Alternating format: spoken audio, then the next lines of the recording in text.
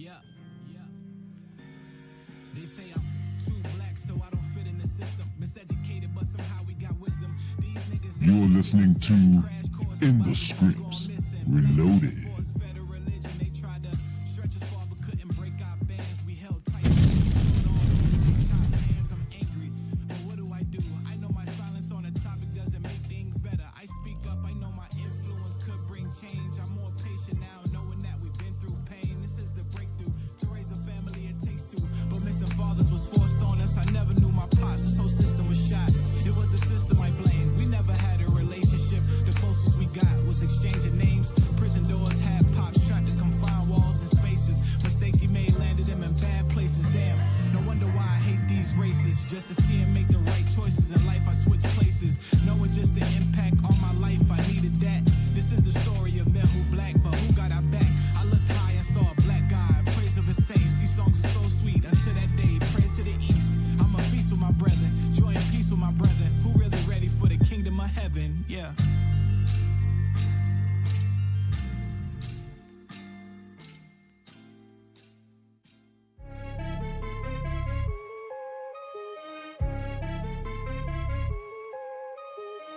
You are now live.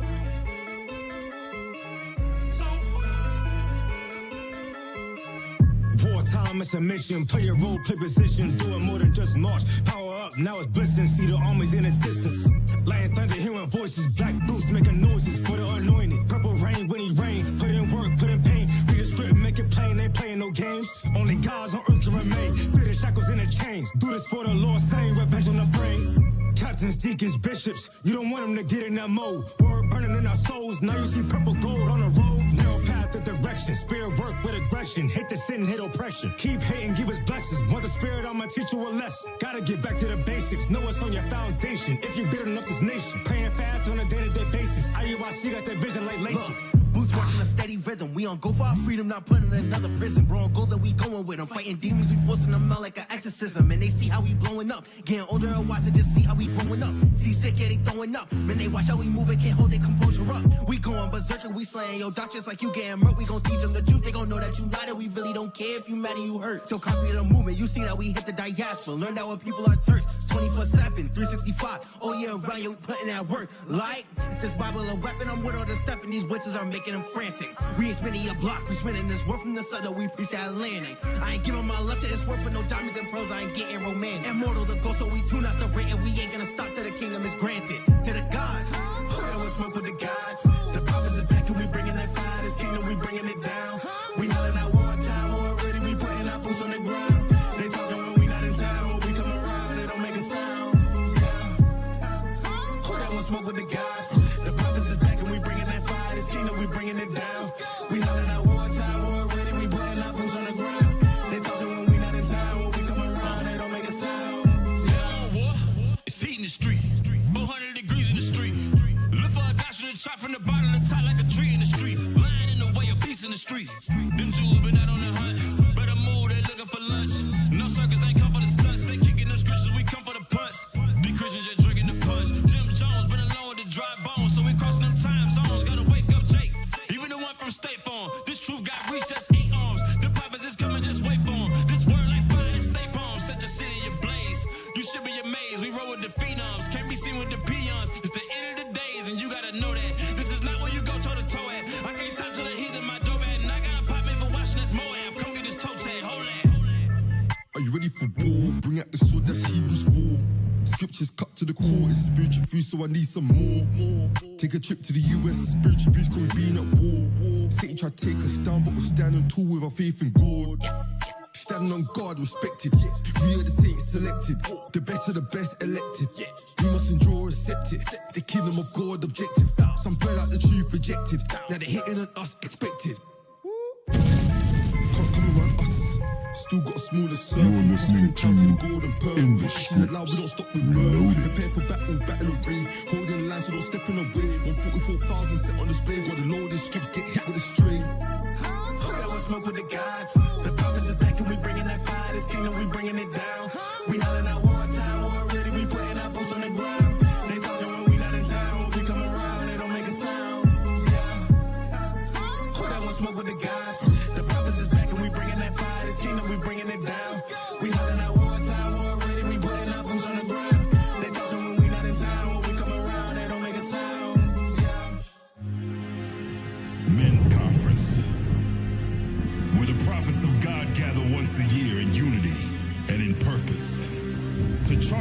wars against the forces of darkness. This sacred assembly is where leaders from across the world converge, driven by a common mission to strategically dismantle Satan's kingdom. Here, amongst the wisdom of the ages and the fervor of the faithful, they find strength, they find purpose. They find the resolve to confront the darkness that shrouds this present world. Here is where the steadfast and the unwavering advance. This isn't just some gathering or a summit. Nah, this is a conclave of divine inspiration. Our mission is to awaken the 12 tribes of the children of Israel from their slumber, to illuminate the path of righteousness, and to reveal the truth that has been hidden for far too long. Here's where they are fortified with knowledge, wisdom, strength, and purpose, being made ready to take this truth to the next step. Here we stand on the precipice of change. Ladies and gentlemen, believers and warriors, disciples and prophets, welcome to the round table. Yeah. Look, we never backing down. Yeah, we never backing down. Okay, we never backing down for the Lord. And we gonna stand up. We gonna stand up. We never backing down. Okay, we never backing down.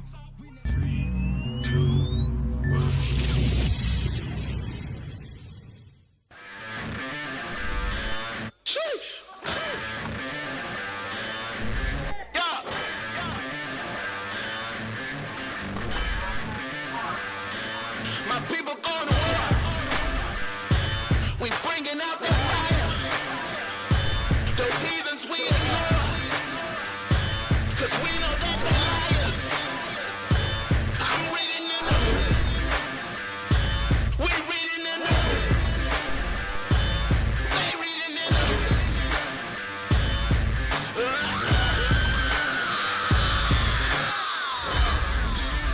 You're listening to In the Scripts.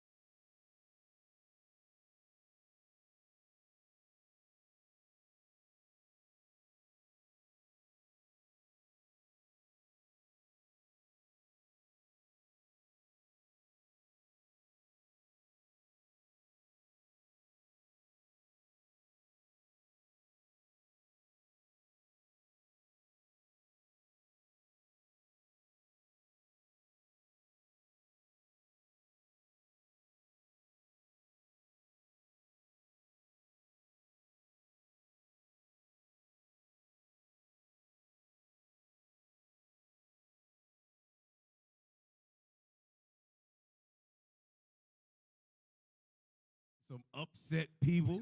Damn. It's an amazing thing when you show people their sins. The first thing that they call is condemnation. Mm-hmm. And I remember you were teaching and you were telling somebody, I'm not condemning you. Right. I'm just out here showing you what it is that you are or are not supposed to be doing so we can get right. They saying no sound. Damn. It ain't no sound. Already I was fixed. already All fixed? Praise, Okay. all praise. My bad. All right. No, that's good. You know, we got a little delay, so we be seeing stuff. Now, That brother Leah dropped the Israel, bomb. Sound is low. Hit thumbs up if okay. Somebody, Jason Israel said okay. Sound is good. All right, we back. All praise. All praise to the Most High. We appreciate your audience. We appreciate y'all keeping us on our toes. Right. You know what? We're not gonna take too much longer. Y'all already know how we do when we come in every week. We bring in the show with our segment Ear to the Streets. So we're gonna go ahead and jump straight into the Ears to the Streets segment. Hey man, listen, y'all know what time it is, man. It's Officer LSJ. I got my good friend and companion to me to the right, man, because he didn't introduce us. So It's all good, it's all praise to good. the Most I ain't introduced nobody, bro. Damn. You want to go? You got it? Yeah. So I'm Officer Yakub, and to my left, Officer Shema. to my right, Officer Lavi. to my right, Officer LSJ. to my right. Officer Kashaw. Yes, sir. Oh, And praise. hey, Cap, we missing you, but hey, we know that you doing the work, sir. We know you That's doing right. the work. Praises, all praise. He don't have mud but this week, audience. Oh, It ain't mud but this week. And then Jacob missing. Jacob is missing. So All praise to the Most High. Let's get in there. Ear to the streets. Yes, yes. So y'all know what time it is, man. It's Ears to the Streets. It's your favorite segment in the Israelite radio show. You know, we also follow it up with the I Do Me a Moment of the Week. So we got something special for y'all this week. But Officer Kasha, let them know what's going on, man. You know, it's every year there's always some kind of rap beef that's going on. You know, with our people. Judah love to beef with one another, especially the rappers. So we got some rap beef between a well-known artist. Some people might consider him the GOAT. You know, Drake, and then another brother, Joe Budden. Some people might not know who Joe Budden is. So you know, we'll you got to probably be about 45 or older to know who Joe Budden. Some people don't know who Tupac is. Oh damn. That was a lot. I wonder who that is. Yeah, right. I know who Tupac is. Okay. I don't know who Kofi D or whatever that is. Keefy D. Keefy D. I don't know who that is. Kofi D. All right, so we gonna see what the beef is in pop culture today. Play that video. This is like Yachty rapping. This is like he rapping for the children. And that's yo, dog, I had to look up how old this nigga was when I finished listening to the album. You are 36. Your birthday is in 20 days. I Googled that too. You will be 37 years old. Get the fuck away from some of these younger niggas and stop fucking these 25-year-olds. Damn. Excuse the language, audience. I'm listening to the album. He mentioned it. Why are you still fucking the 25-year-olds? You're a 37-year-old billionaire. But that's what I'm loving about. All right, so look, to catch people up to what's going on, Drake just dropped a new album the other day. He got a lot of young artists on there, and Joe Budden like, yo, you 30. I didn't even know Drake was that old, by the way. He's pushing 4 decades. Yeah, that's kind of crazy. You know what I'm saying? But he like, yo, grow up, bro. You got all these young dudes. If you watch the whole video of this interaction here, he says, bro, you rapping for the TikTokers now. You got all these TikTok dudes and these young cats and streams and clicks and the algorithms. Bro, be a grown man, hang around people your age, talk about stuff that's according to your age, and be more mature in your music. That's what we want to hear. And I think he's making this point because he can hear it in his music. He's like, yo, your music literally sounds like the young men that are coming up right now. That's, you know, the 2018, so on and so forth. Because you've had artists that's older, like a J. Cole, and he's had some of the younger men on his albums, but he doesn't let it influence his sound to where it just sounds completely different. And he's just like brother Joe Budden said, like he just sound like he's selling to the kids. He's doing TikTok rap and whatever case be. It's funny you say that because actually in this video, the full version, he did say that. He mentioned J. Cole specifically. He said when J. Cole first came out, he was rapping about young stuff, about how he lost his virginity and this and that. But as you see him grow throughout the time frame, he matured in his raps. He actually talking like a grown man. So, you know, Drake, a lot of times Drake gives us light-skinned brothers a bad rap, man. My whole life growing up, it was always, man, stop draking, man. Your light-skinned brothers soft, man. Your brothers be draking. Literally, they turned Drake into a verb. Stop draking, man. Light-skinned brothers out here painting their fingernails pink. Damn. They get, see what I'm saying? You see what I'm saying? Even within the congregation, I still get this thing. So look. But what you were saying, though, he was saying, like, his music sound real childish. Like, you know what I mean? He's speaking to the young people. The album tracks. Right? Garbo. Right. That's something that I notice about a lot of the rappers. Like for instance, Rick Ross, he old. 2 Chainz, old. A lot of people don't know he used to be called Titty Boy at one point. These are old men, right? And children are listening to these people' music. They out here going to homecomings, college homecomings, and these dudes is 30, 40 years old. People that's in college at the age of 18 to 21 to 22. Right. Let me get a script real quick. Get Luke 7, verse 31. Let's see what the Lord had to say about these old rappers. The book of Luke, chapter 7 and verse 31. And the Lord said, whereunto then shall I liken the men of this generation? No, it's talking about grown men. Come on. And to what are they like? They are like unto children. What are they like? Like unto children. Read. Sitting in the marketplace and calling one to another and saying, we have piped unto you and ye have not danced. It's going into the rap music. I'm singing these songs. Why ain't you dancing to my song? Why ain't you dancing to my tune? We don't want to hear that BS. We want to hear some stuff with some substance in it. Y'all out here rapping about drugs, money, cars, clothes, and hoes. We want to hear some substance, man. And the rap game ain't got it. Original royalty do though. Right. You best believe that. Without a doubt. That's right. Hey, so look, pull up Drake's response. Now, bear with us. It's a little wordy. This is very light skinned of Drake. Oh God, it's a little wordy. So let's pull up and let's see what Drake had to say to Joe Budden. I'm gonna read it like a light skinned brother. Joe Budden, you have failed at music. You left it behind to do what you are doing in this clip because this is what actually pays your bills. For any artist watching this, just remember you are watching a failure give their opinion on his idea of a recipe for success. A quitter give their opinion on how to achieve longevity. You switch careers because the things that pop into your brain had you broke living check to check, and the raps you write had 450 men showing up to your shows in dusty NSYNC jeans and Nietzsche. Yeah, that's a 90s clothes. Yeah, see. Hey, in Nietzsche jeans to screw up their face to mood music 29 and pretend you are the GOAT. Please to any artist that's doing what they feel is right, don't let these opinions affect your mindset after the fact, even though he's writing a long ass message. This guy is the poster child of frustration and surrendering. You retired and we never hung up your jersey. We don't even remember your number. We know you for doing this. You withdrew from rap not because you accomplished all you need to. It's because it wasn't working for you. I never want anybody in this generation to think that everybody's entitled to their opinion is a real thing. This is a man projecting his own self-hate and the fact I did and continue to do everything he wanted to do for himself. If you need it, put in simpler terms, I own a 767. He owns a modest house in the 973 and flies first class on special occasions. 767 is an airplane for y'all don't know. So Is it a jet? Yeah, Drake is saying he got his own jet. Yeah. So you got the 747, 767. So he don't have a little small personal jet. A 747 is what we fly on city to city. So his is a 767. So he got something big like the president. Right. So he on there, in a onesie crying and writing messages to Joe Budden in there, doing light skin stuff. Yeah. Look at Joe Budden's response real quick. This is Joe Budden. He was short and sweet. Look at him. You'll grow up sooner or later. Father Time is undefeated. So that's a good point. Father Time is undefeated. So y'all might say, man, what's the point going on here? The point that's going on that we bringing out is the emotional state of our men, right?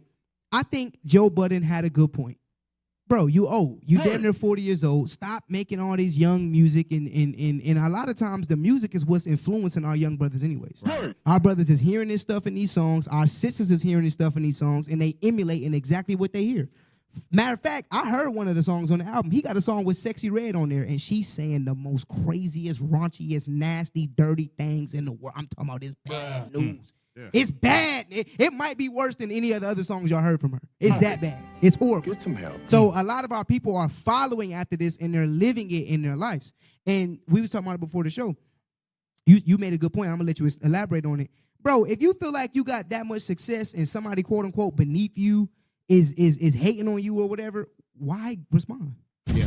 Why go all the way that far into it and make a big open public show of how emotional you are when you could just keep doing what you're doing if you feel like you're successful at it?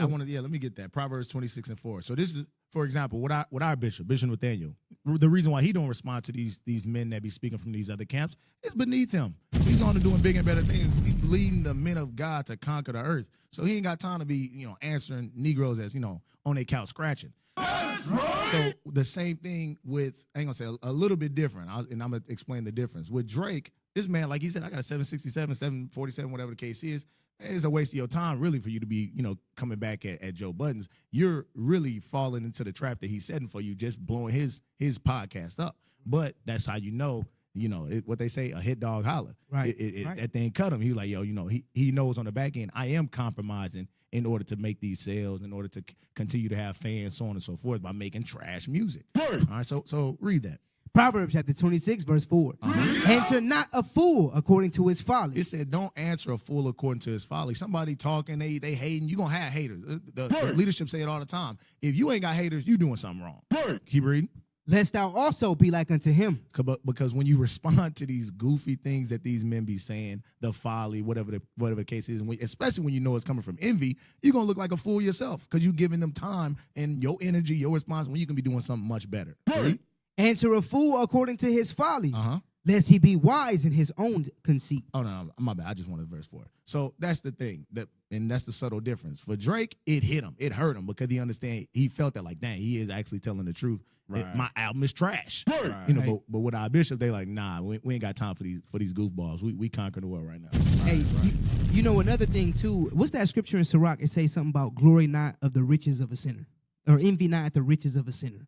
I was looking for it, but the one I thought it was, it ain't it. Yeah. The point. Pull Sirach 8 and 2. 8 and 2. Yeah, 8 and 2. The book of Sirach, 2 and 3. chapter. Let me see, chapter 8, in verse. No, where did it go?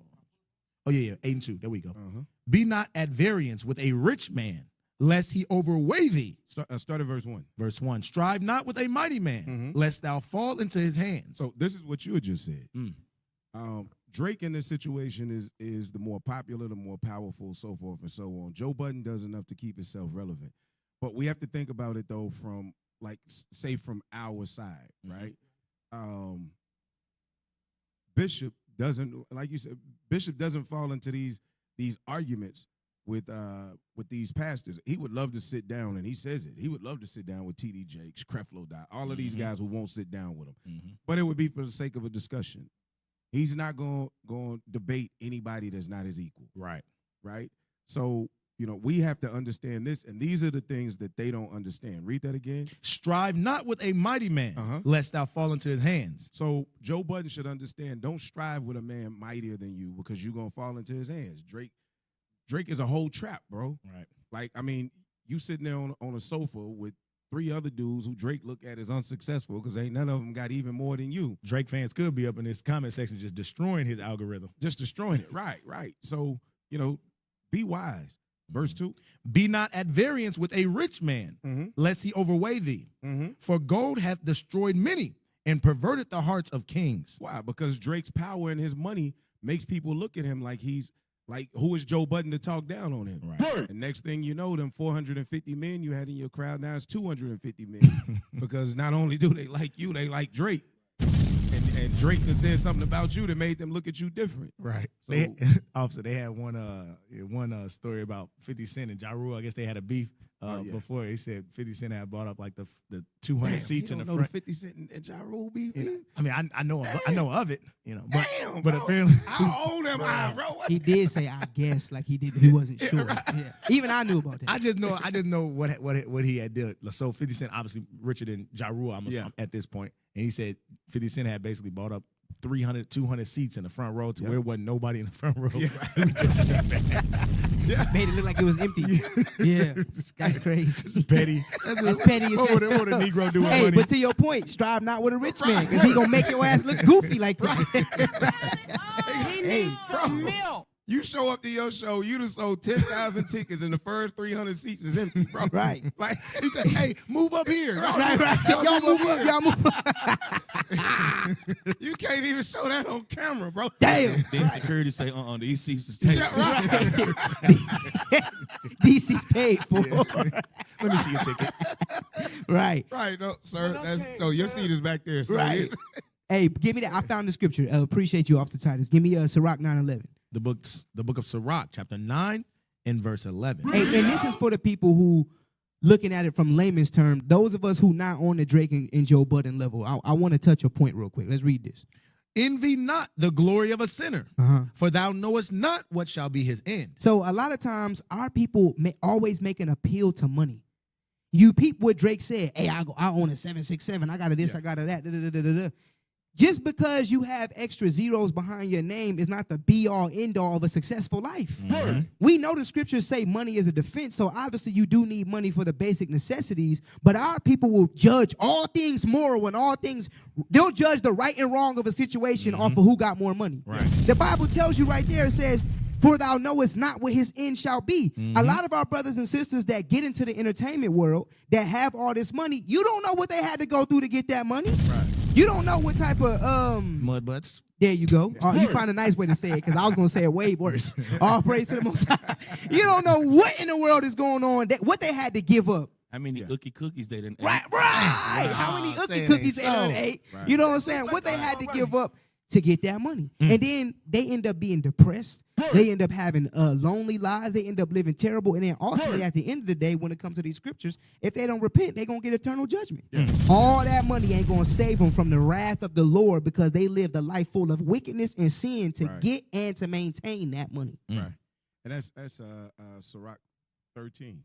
It talks about that. Sirach 13:23. We don't have to get it, but it talks about that, though. When a rich man speaks, everybody listens. Yeah, everybody listens. listens to him. Right. If he stumbles and fall, he got a lot of people around him. Right. So, yeah, it talks about that for certain. All right, what we got next? Hey, we got the I Do Me a Moment of the Week. Now, listen. This one is interesting. This one, I laughed real hard at this one. It's just, Esau do the darndest things in public. They feel like they got so much power in their hand that they can move mountains. So let's see what mountain is trying to be moved here. Come on, let it play. Right fucking now. Piss me off. You're going to be exercised right now. I'm fucking sick of your shit. I'm sick of you not being saved. I'm sick of you not believing. And I'm sick of exercise. Hey, some brothers be teaching like that on the street. They be wishing they could do that on the street. Hey, she said, I'm sick of you not being saved. I'm sick of you not believing. She really thought she had the spirit of the power of God. Hey, look at the elbow. Look at the elbow work. Play it again. Look at the elbow work that she's doing. She almost broke my man's neck. Right. Play it. God. Look at the elbow work. Right fucking now. It's at your local Buffalo Wild Wings or something. You're going to be exercised right now. I'm fucking She put your boy in a full Nelson. A full Nelson, though. Hey, she baptized him. Look how he's laid flat. That's how y'all be looking in the Christian church getting baptized. Laid flat like that. Let it play. sick of your shit.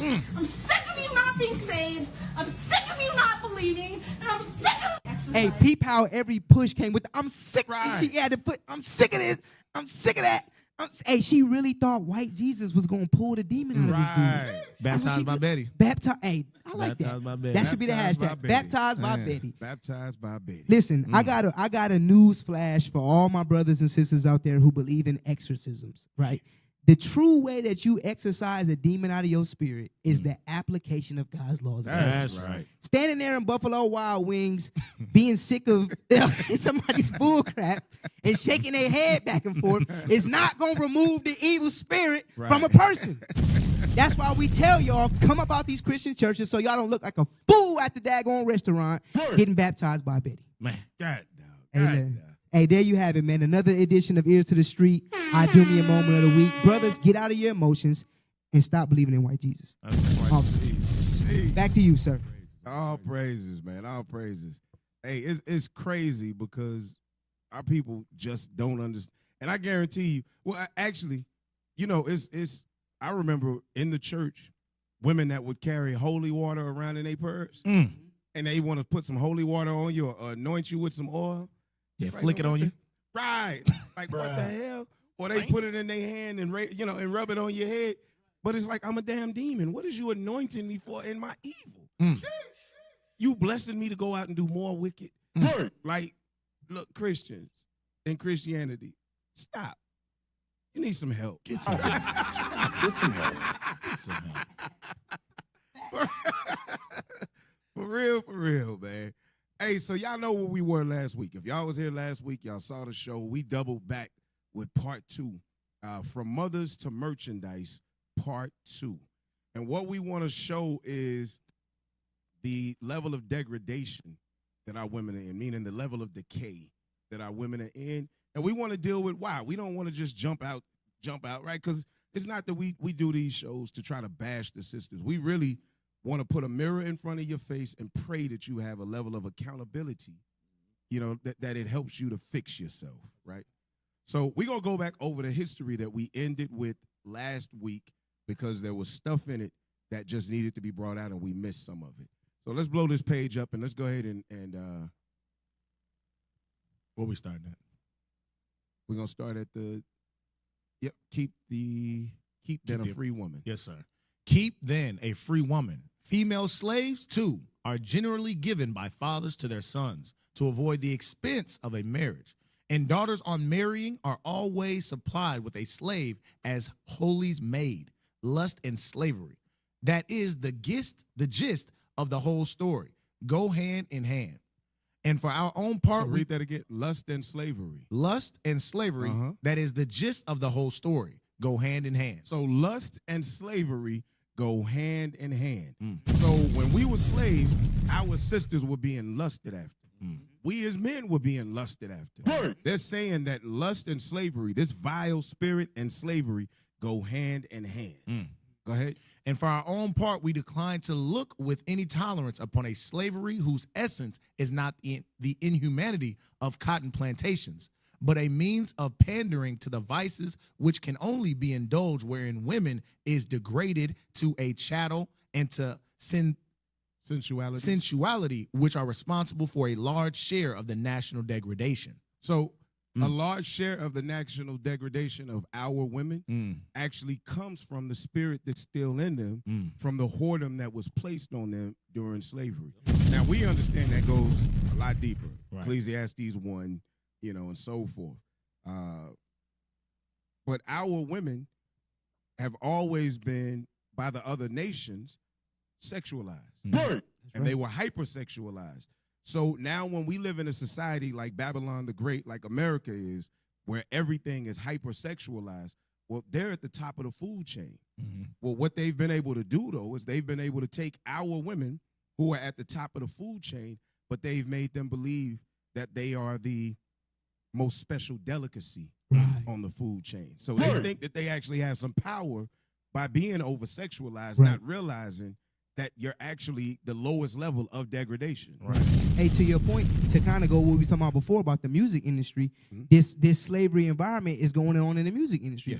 Because these Jewish men, let's keep it honest, are the ones who own these record labels, and they are making our sisters sign their life away to do what? Get on the track and talk about some of my stuff pink and my other stuff brown, and I got the throat go, and I'm a whop, and I got the this, and it's going to touch the back of my. All of this over hypersexualization just so you can slave after the next dollar for the white man. And you remember with the brother too, Smyrna, when he got out of prison, they had him twerking on the table. On the table. So even with the brothers, they doing like we talking about with the mud butts. Hey, I ain't even see that. Hey, can I get a script real quick on that? For sure. Give me Joel chapter 3 and verse 3. We're gonna see our sisters being over-sexualized as well as our men in the scriptures. Joel chapter 3 and verse 3. The book of Joel, chapter 3 and verse 3. And they have cast lots for my people. Nigga sold to Master Johnson. Nigga sold to Master Ramirez. They have cast lots. Who was the they? The other nations outside the so-called blacks, Hispanics, Native Americans.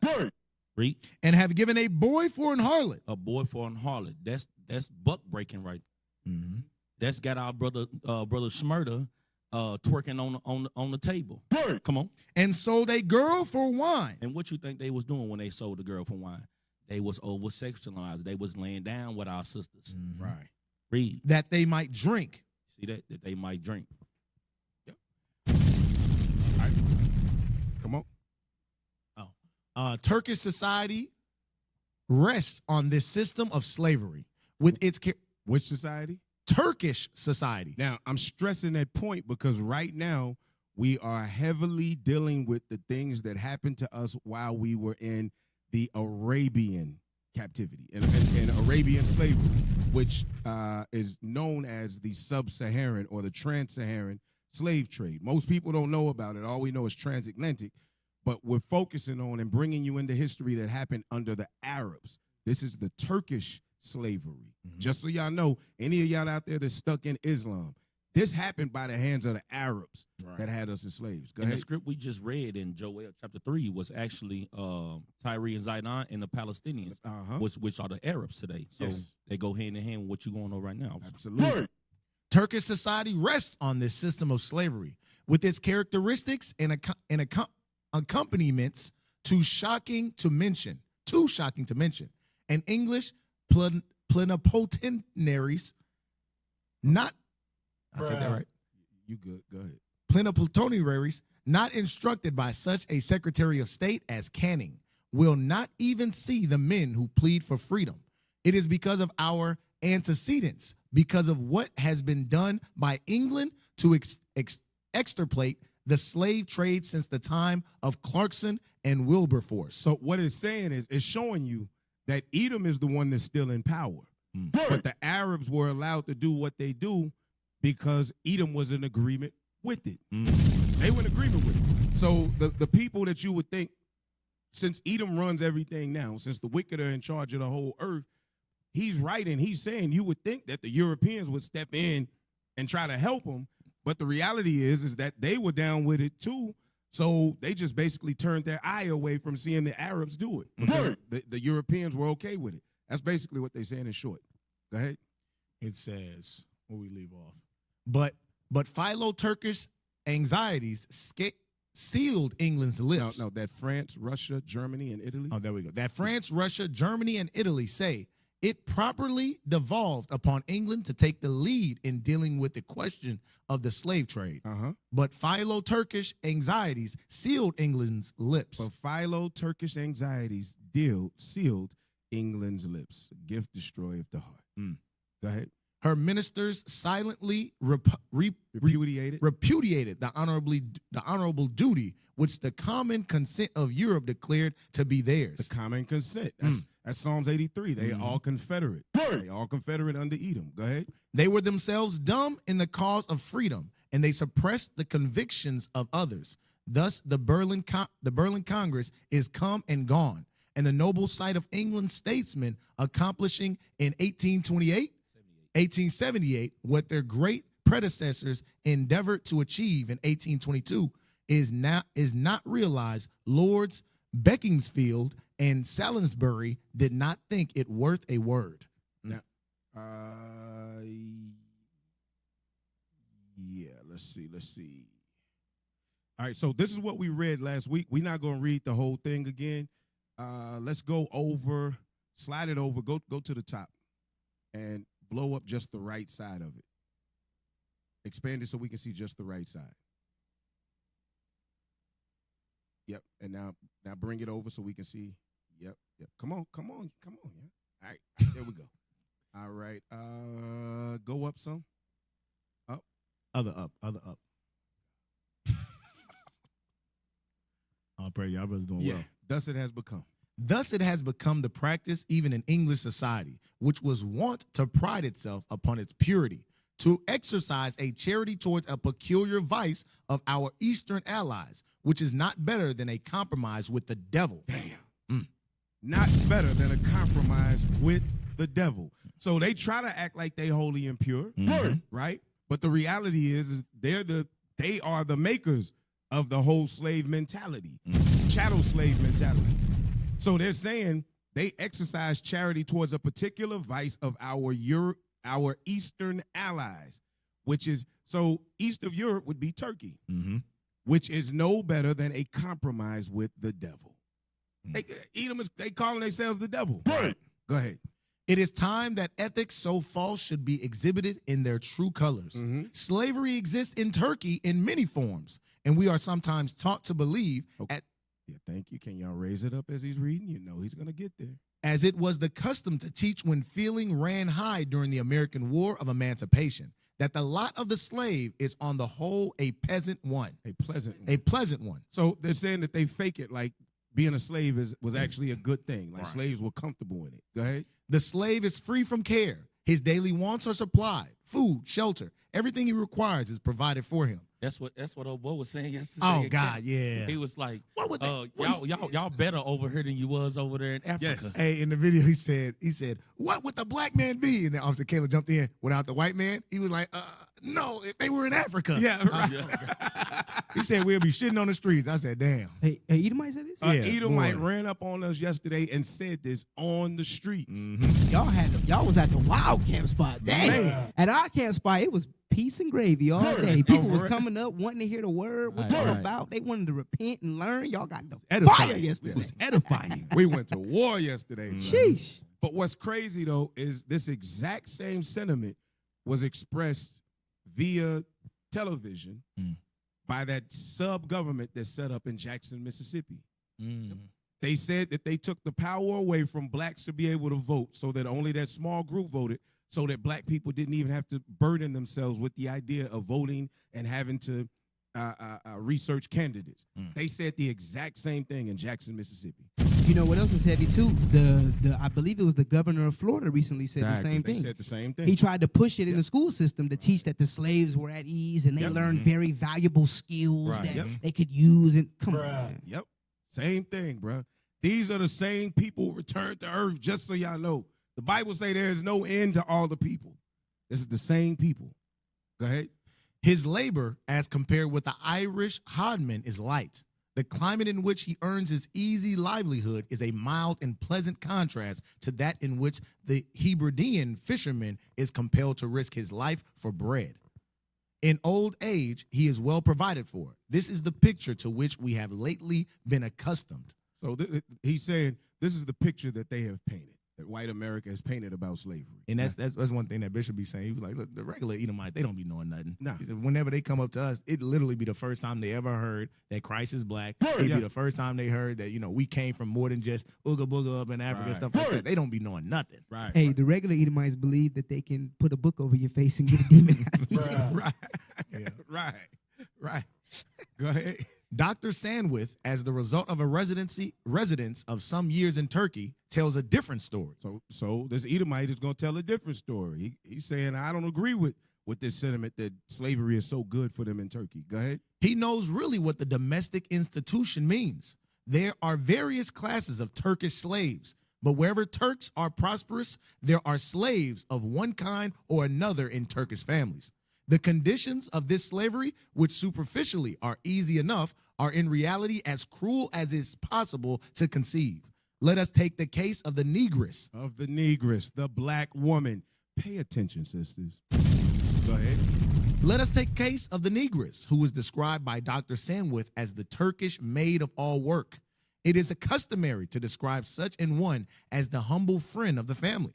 And we are asked to remember such relationships as those of Uncle Tom and Eva St. Clair, and to forget those of Uncle Tom and Legree. It is better when we judge of social conditions to get rid of such fanciful haze. Let us look at the bare truth. The slave negress, if she should become attached to any Turkish family, does so because she is forcibly divorced from any family of her own. Damn. So let's bring it back, because we're going to finish the reading, but let's bring it to where we are with this show, from mothers to merchandise. So when he's saying that the negress woman, if she should become attached to any Turkish family, meaning if there is any means of anybody, if anybody goes and takes her in, right, they steal her, of course, or in this case, they're buying her. But if they take her in, she does so because she is forcibly divorced from any family of her own. Why? Because back then they were murdering the men, and then the woman was having to fend for herself. So a lot of them were turning to prostitution and other things during these times just to be able to take care of themselves. But if she was taken in by a family, then the husband was sleeping with her, and whatever men help he had, they were sleeping with her. But she was forcibly divorced through murdering of the men. How are they forcibly divorced today? Child support, WIC, Section 8. The industrial prison complex. Yes. Feminism. Feminism, yep. The Christian church. Right. That good job. Yeah. Education. Sister yesterday said, I got a degree. Right. I got a master's degree. Right. So it's the same. But back then they knew it. Today, these sisters don't even know that they're being forcibly divorced from any family of their own. Forcibly divorced. And we got some videos we're going to deal with later to look at this. All right, let's go forward. It is little we can know of that. It is little we can know of that. Okay. It is little we can know of that slavery in Turkish harems. In our last number, so let's go over to the yes, sir. We're going over to the highlights. This is slavery in Turkish harems. That was harems, sir. Yes, sir. Yes, sir. I got astigmatism. This is all that can be said by a not unfriendly critic. It is when we look further into her book that we find descriptions that would have justified far stronger language. Her account of the Seraglio fully bears out the extracts we have given above. From the pens of other writers, the Sultan's harem linked here. Now, understand, a sultan is Arab. Mm-hmm. This is a ruler in the Arabic nation. So we're talking to you about Arabic men, Muslims, Nation of Islam, all of this. We're talking about Muslims that are capturing black women. That's why I said negress. Habib them. Yes, this is Habib and them, the ones in your corner store selling you pork, cigarettes, and alcohol and won't do none of it themselves. Go ahead. The Sultan's harem link contains harem lick contains from 1,000 to 1,500 women drawn from all quarters to gratify the sovereign's passing whims. His passing whim. Meaning whatever he wants to do. So he can be like Kanye West on that boat a couple of weekends ago. Just whatever he wants to do when he passes by her, that's what he gonna do to her. She's basically a throwaway. She's what's some of the words? A jump off. Side piece. A side piece. Go ahead. And then to be flung aside as worthless forevermore. For what? What is one of the complaints we constantly hear sisters say today? They treat me like a piece of meat. They just do what they want to do to me and toss me to the side. Pumped and dumped. Pumped and dumped. God. There it is. Well, pumped and dumped. But what our sisters don't realize that this has stuck in their spirit. Dispensation to dispensation to dispensation. Standing in that same lot. And there's not but one way to come up out of it. And that's through the keeping of the commandment. Give me Deuteronomy. Deuteronomy, you know what I want. There shall be. Deuteronomy. Yes, sir. The book of Deuteronomy, chapter 23 and verse 17. There shall be no whore of the daughters of Israel. There shall be no whores of the daughters of Israel. We all know what a whore is with a W. A whore is a woman that jumps rod to rod. The Bible says, sis, you cannot do that. You can't jump man to man. Get your ass somewhere and sit down. Have yourself living like you're supposed to live. Dress like you're supposed to dress. Eat like you're supposed to eat. Act like you're supposed to act. And in a godly setting, a godly man will wife you. That's what it's supposed to look like. Y'all are not worthless pieces of meat to be flung aside, but a lot of y'all treat yourselves that way because you think through the over-sexualization of women that that's the source of your power. And that is not the source of your power, sis. That's a slave mindset is what we read at the beginning. You doing what they forced on you. Right. And now you do it willfully because they ain't whipping you and snatching you away from your family. You willingly doing it because they make it look appeasing to you and you get a better life living like that. Right. You think that, but what we read earlier, the end thereof. You don't think about the end of what come behind you, dressing immodest, want to be a hot girl, have your hot girl summer. You don't think about what's gonna follow that, like AIDS, STDs, death. You don't think about those things. You know what, though, officer? To an extent, I think a lot of times they do. I'll tell you why. Because you remember that interview that Bishop put up in class when the sister said, I'm a hoe with a W. Remember that interview? Yep. The brother, the very next one or two questions asked her, okay, so would you let your daughter be a hot girl? What's the first thing she said? Oh, no, she ain't going to live like that. She ain't going to be that. Because they understand that lifestyle is no good. It's leading to a dead end. But it makes me think about that scripture in Jeremiah where it said, from the greatest to the least of them, they are all given to covetousness. A lot of times, you do have a larger amount of our sisters who don't think about it, who are ignorant. But some of these sisters, y'all be knowing the consequences of that lifestyle, and you put that cash money dollar bill above morals and code. That's right. And then you want to look confused when your daughter walking around shaking her behind in the house. Because she saw you shaking your behind in the house. What you think she going to do? Like Cardi B, she don't even want her daughter to listen to her music. Yeah. Exactly. Yeah. Yeah, 100. All right. This vast host of women of all ranks, ages, and conditions. All ranks, ages.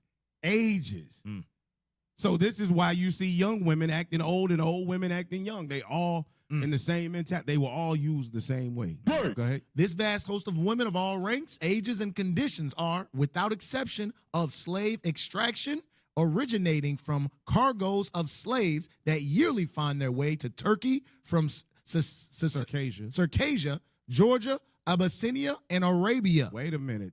So these slaves are being pulled from Abyssinia? Abyssinia is Ethiopia. Why? Because some of our people are in Ethiopia. And Ethiopia is scattered. Circassia, Georgia is Russia. So some of our people were taken into Russia. I remember former Deacon Athan did a class on Iowa hidden history, and he showed how in 2 Kings 17, remember when it says that Assyria came down and they put us up in those lands? And what we did is we began to climb higher and higher, still trying to get away from the captivity there in Assyria, and ended up going into right there in the Caucasus. So some of us were in the Caucasus areas amongst the Caucasians.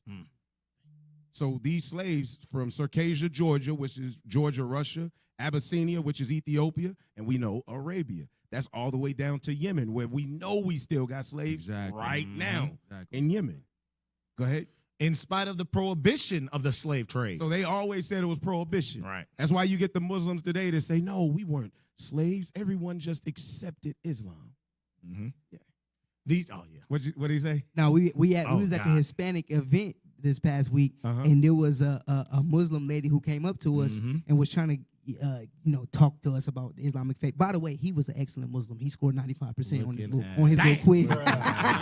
She gave us a little piece of paper with 10 questions on it about Islam. Yeah. Through us having great leadership, we knew how to. You studied it. We knew all the answers. It just had one question on there. They believe, which I didn't know. They believe in the virgin birth too. I was like, oh, yeah, they believe Jesus.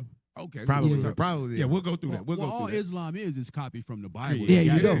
Plagiarized. Yeah. You should have aced that one. Yeah, but this the thing. She was to your point about how they were saying, oh, it wasn't no slavery and everybody accepted Islam. I pushed back on her because she said Islam is the perfect religion. I said, oh, really? Well, are you familiar with the history on how the Arabs took our people and forced them in slavery in Africa to follow Islam? And she said, no, don't blame Islam.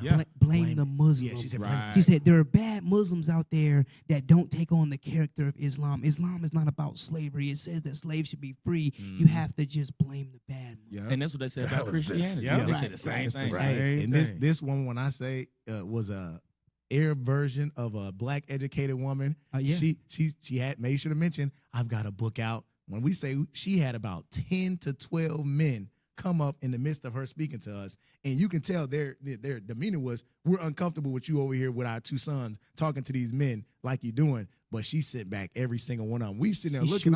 I'm like, yo, these dudes, I thought they was different. I thought they was they just as weak as everybody else. Arab feminist. Arab feminist. I believe your wife, she is over there talking to those black men. Go get her. Yeah. They sent all of them over there. I sent back. I said, damn. All right. These slaves? These slaves are sold in their native land by unnatural relations or torn from their homes by hostile tribes to be subsequently handed over to the slave dealers. And that's the Hamites. That's what they're saying, the Hamites, the hostile tribes. Go ahead. And brought by them into the capital and other large towns. On the accession of a new sultan to the throne, it is the custom to make a clearance of these poor creatures and to replenish the seraglio with fresh ones. Damn. That's their harem. So if there was a sultan that was there and then the sultan dies or he's not there, whatever happens, when another one comes up, then they're going to replenish that whole little harem. So that means everything that was there, they get tossed aside. Because they know that they done dealt with them already. Yes. And that's 1,000 to 1,500 women just getting tossed. Go ahead. Those who are admitted to the sultan's presence and have no claims to the rights of maternity do not present themselves a second time. Now, what's funny is that's actually historical. What happened in Esther?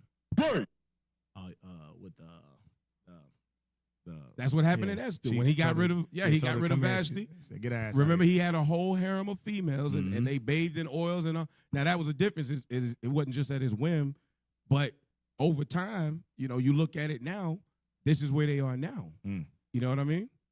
Go ahead. The lot of these discarded favorites is naturally not an inviolable one. Accidentally, an enviable one. Accidentally noticed by the sultan or entertained by him as the object of a mere passing caprice. They seldom have the good fortune to occupy a sufficient ascendancy over the mind or heart of the sovereign to enable them to prolong or consolidate their influence. Now, I'm going to give you a perfect example of this. Brittany Renner. Damn. Yep. Look at all of these women who spend their time doing nothing more than to go to a basketball game, a football game. They at all of the parties, and what are they there for? They there to get, what did you call it? Pumped and dumped. Pumped and dumped. And there it is. Right. There it is. And they know it. And they know it. Only a few of them are lucky enough to eventually become wives, right? But then they get so hung up on missing the life, like Lot's wife, they looking back. Or like Steph Curry's wife. Like Steph Curry's wife. Right. Then they end up getting kicked to the side anyway. Because they're so torn and they don't even understand spiritually or mentally why. Hey, officer, with this point that you bringing out is a heavy point because I'm going to tie it back to Kevin Samuels. You might say, how so? We talking about assaulting. That's a man of authority. That's a man of notoriety. That's a man with high economic status, a.k.a. in the world today, a high-value man. High-value man, right. They're showing you that from history, these men of this level of high stature have always had a variety of women to their disposal. And they always do what? Pump you and dump you. So our sisters today who think, no, I'm good enough. I can tie him down. I can this and that. They think they have such of a high attractive level because these high value men will sleep with you. Right. But like you said, and like the book said, very few of you are becoming wives. Yes. So stop giving up your body to every Tom, Dick, and Harry who got a couple dollars and who can flash and make it look good, and you end up discarded on the side of the road like a piece of roast beef later on. Tyler Perry made a movie. What was it? Not Obsession. The Temptation. Temptation. Yeah, the sister that had a husband. Brother was earning a living, but that temptation for a high value man left her with the plague. Left her with a plague. What was you gonna say? I thought. All right, let's finish shit out. It was highlighted. Yeah. It was very seldom that the slave enjoyed more than once the passing notice of the Sultan, a disappointment naturally very deeply felt by those who, after being suddenly raised to the height of favor, find themselves quickly consigned again to oblivion, in which their future is past. Pumped and dumped. Pumped and dumped. Now, I'm going to tell you what's crazy. Prostitutes live under this exact same mentality. They choose pimps of the same way. Whichever pimp is the one that holds the cup for that year, he's the greatest pimp. All of them want to flock to him and work for him. And they know he a pimp. He going to do what pimps do. You going to be some B's and some H's and everything else. He going to smack you. You know what I'm saying? And ain't nothing good coming to you. It becoms a competitive mind state to see who could be the best slave. Is really what our sisters are in. So they have completely transformed from being mothers to just flat out merchandise. Anything for the dollar. All right, go ahead. Few Turks can afford to keep more than one free wife, but a slave is no cause of jealousy. Lot lives in the same house with the wife and costs much less to take care of, I'm assuming. Yeah. He buys a slave, he puts her in the house with a wife, but he knocking her down too, and the wife know it. To desolation of heart, which renders possible submission to an unblissed fate. The slave negress has no kith or kin. She has nobody there left for her. Why? Because they killed the men. They enslaved the men. They snatching their children up and putting them in slave farms to work them from an early age to get their minds to be conformed to their society. That's how we became Greeks. That's how we became Antiochians and Romans, because they took the children and did that. They killed the men and hypersexualized the woman. The same thing they doing here.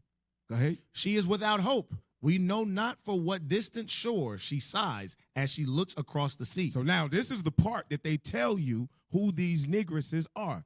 They say that this negress is without hope, and we don't know from what distant shore she sighs as she looks across the sea. She's in Turkey. What sea is she looking across? The Mediterranean Sea. That's right. Go ahead. There are old associations sacred to her mind as the sound of Sabbath bells, if we only knew of them. So she is looking across the Mediterranean, hoping and wishing that she gets to hear Sabbath bells. And nowadays, these bros don't want to have nothing to do with the Sabbath. Right. Can I get a script real quick? Yes, sir. Hey, the old faithful And Officer Yakub, you hurt a lot of feelings with this one. Deuteronomy 28:68. Oh, I saw the comments. They was mad at you. Hey, it is what it is. They was man. mad at you. But guess what? The scripture. We gonna exegete That's right. the That's scripture right. here. Read that. The book of Deuteronomy, chapter 28 and verse 68. And the Lord shall bring thee into Egypt again with ships, by the way whereof I spake unto thee. Thou shalt see it no more again. Now, it said, the Lord shall bring you into Egypt again. We all know the word Egypt means slavery.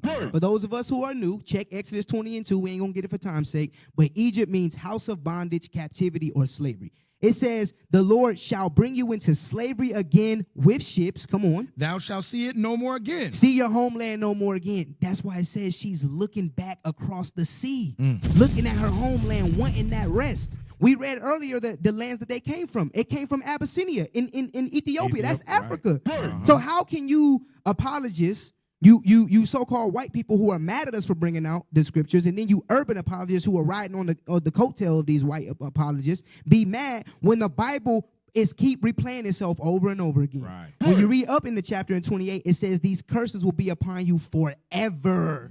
Meaning what? They keep happening. Deuteronomy 28:68 did not happen once. That's it right. kept happening and happening and happening until what? The children of God repent and keep the commandments. And Christ return and redeem us. So guess what? Deuteronomy 28:68 gonna keep happening. Even in 2023, it's gonna keep happening until Christ redeem the elect that repent and keep these commandments. That's right. Get mad and exegete that. That's right. That's right. Let's finish reading this. It says, Start again. There are old associations. there are old associations sacred to her mind as the sound of Sabbath bells, if we only knew of them. Uh-huh. But there is no path by which the wanderer may return to her own country, and there is no lot for her in the place of her imprisonment. In the place of her sisters. Y'all were prisoners with us. Y'all ain't above y'all's men. Y'all are prisoners with us. She is companionless. She is what? Companionless and husbandless. Just like the ones today. Come on. Her life is barren. Because everything, it's fruitless because she has false fruit. She thinks that her degrees and that her body and her eyelashes and her hair and her toenails, all of that is what makes her fruitful and beautiful and good. That's not the case. You are barren. Read. No fond hope stirs her maiden heart. Uh-huh. Her warm affections burn only to wither. Damn. Damn, that's tragic. In family life, there is to her no enjoyment. She doesn't enjoy being a mother. She doesn't enjoy being a wife. She doesn't enjoy building a house up, making sure that it's fed and clothed and clean and educated. Go ahead. No kinship. No future. No future. She is lost. Go ahead. She is sold to serve and die. Wow. That's the case of our sisters That's today. an independent sister right there. That's an independent woman today. That's who Kevin Samuel fought against every damn night. That woman right there. Can I get one scripture real quick? Yeah, let's grab a scripture. Yes, and we're sir, going yes, to go sir. to this commercial break right Yes, sir. now. Revelations, what was that? 3 and 18? 7. Yes, sir. Yes, sir. 17. 17, because you just said it, officer. You got a lot of sisters today. They are lawyers, they doctors, they this, they that. They quote unquote, they in their minds, I sacrificed this in order to obtain this money, but at what cost did you sacrifice it? Because on your social media, it's just you. It ain't no men, it ain't no kids, ain't no nephews, nothing. It's just you enjoying your Birkin bag in Europe somewhere where they hate you. Right. So read that real quick. Revelation chapter 3, verse 17. Because thou sayest, I am rich. A lot of our sisters, I'm rich. I worked. I got degrees. I'm the smartest person in my family. I broke these generational curses by getting all these degrees. I'm rich. Read. And increase with goods. And have need of nothing. They say, I don't need a man. I don't need no help. I don't need my parents. I'm good. I'm a boss bee. I'm independent. I'm making these women proud. I'm an example to the women of this generation. Read. And know it's not that thou art wretched. God said you wretched. Jeez. You say you wretched. The God didn't create a woman to be an independent woman. God didn't create you to just get degrees and serve on your knees for the other nations. Right. Read. And miserable. And poor. And blind. And naked. God said, man, you poor, naked, wretched, miserable, all these things. With you got your Birkin bag in Europe and you miserable and wretched. Miserable and We wretched. read in the article, it said barren. Barren. Right. Without. Without. So look, y'all, we're going to transition to this commercial. We're going to be back in just a minute. You're tuned in to In the Scripts. Reloaded. That's right.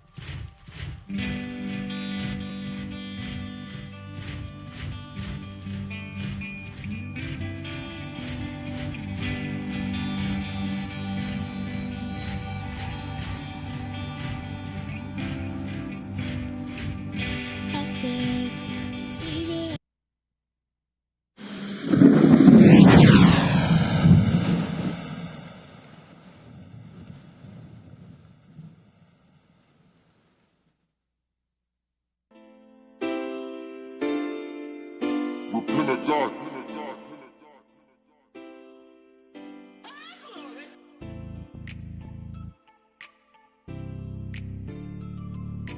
Repent or die. Repent or die, brothers falling off like a bike chain. Purple hit the block, bring the thunder, never light rain. Keep my circle small, don't want the drama that it might bring. Keep a counsel, give it to me straight, not a pipe dream. John 2:23, read the verse 25. Christ kept his circle small, so I'ma move just as wise. Edomites be telling lies, don't wanna see us televised. Israelites, we on the rise, we have to learn to improvise. I can read between the lines, see the real from the fake. We be in the field with it, y'all be with the patty cake. Y'all be on the lake with it, we across the 7 seas. Grimy in the hood with it, where they push the B's and C's. Your pastor, he about the cheese, we about the nation build. Tired of single parent homes, tired of brothers getting killed. We be on the battlefield, cleaning up communities. One mind, one accord, all about the unity. Script cut your spirit up, leave a messy murder scene. Jeremiah 23, tell the truth about a dream. Pastor here about the cream, Christian church, yeah, that's a scheme. We gon' break the scripture down, get a sense of what it mean. Used to work the triple beam, now you repent the fiends. We be in the hood like hot dog mixed with pork and beans. Bible over everything,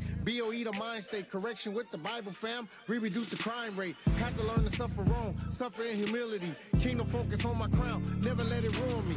Bishop, deacons, captain fam, them the ones influence me. So rock too, gold trodden fire, new jewelry. Kingdom driven, don't care what you try to do to me. Stay on my dribble fam, wiggle around for foolery. Miss me with the coonery, never with buffoonery. Bar game 6 sober, do it with no brewery. Nothing like the usual, DMR be off the chain. Pour my heart out in it, so you gotta feel my pain. Surely I believe in change, gritting for my children. Best believe the people perish if you ain't got a vision. I be by my father's business, dropped my flag years ago. Now I rep the 4th tribe, Israelite of Judah, bro. Little something you should know, everybody ain't your friend. Enemies keep them close, cause they be pitching underhand. I be swinging for the fence, better yet for the gate. A lot of self-examination, really trying to seal my fate. I'ma let the haters hate, talking all wicked jakes, enduring all trials at hand. Not for man, for kingdom's sake. It's laws over politics, got a lot I gotta fix. I be dying daily, don't wanna burn apocalypse. Commandments over politics, got zero tolerance. The laws of God is common sense. These pastors, they don't follow them.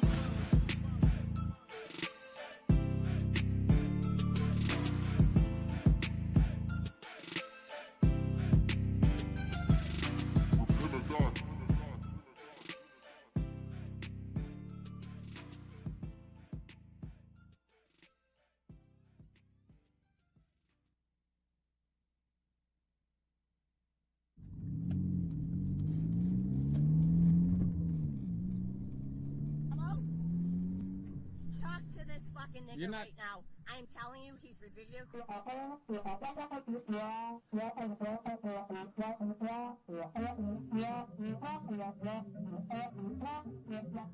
called me a nigger. Go ahead. I called you a nigger. You're a nigger. Nasty nigger. Don't call me black no more, cause it ain't facts no more. We destroyed mentally, don't whip our backs no more. When I tell that to my people that say I'm hating them folks, and I ain't never burned a cross or hung nobody with rope. They make mockery of us, they say my people a joke. Cause we broke living in ghettos and we strung out on dope. Question, why do we always seek the love of the folks who brought us over here on boats and put them chains on our throats, huh?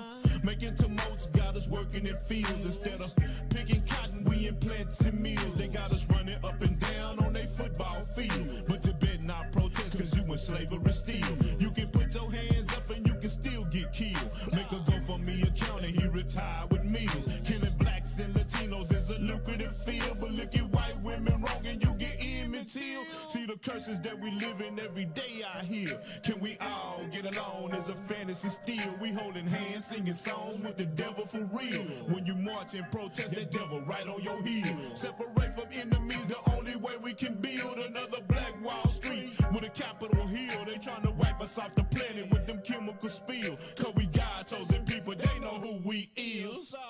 You got something that I want, so run it up. My cup of knowledge kinda empty, pour me up. Yeah, they don't care about us, they don't give a what. And you gon' wanna hear this, baby, turn it up. Tell me who we is, who we are. We are God's only kids. He call us stars, not equal to the other nations. It's segregation, say it with no hesitation. We know our names, we know who we are. My people is poor, our morale is low. We hated and despised everywhere that we go. The world keep us suppressing, they don't want us to grow. And they govern education, they don't want us to know our nationality. That's who God said we be. They don't want us to be men, they want us Gary with a T. Young thug with a dress, dope man with a key. Now they can lock you in a cell and destroy your family. Now all we do is march, no justice, no peace. Cause the Ku Klux Klan is the judge and police. We at war with wickedness in some very high places. It's Stockholm syndrome, we accept the degradation. Got a hoodie on, you get shot. Your hands up, you get 6 shots. Get put to death in the traffic stop, getting choked out by a cricket cop. It's madness and it's tragic. We crawling up out this casket, waiting on the black messiah. Our redemption gon' be classy. You got something that I want, so run it up. My cup of knowledge kinda empty, pour me up. Yeah, they don't care about us, they don't give a what. And you gon' wanna hear this, baby, turn it up. Tell me who we is, who we are. We are God's only kids. He call us stars, not equal to the other nations. It's segregation, say it with no hesitation. We know our names, we know who we are.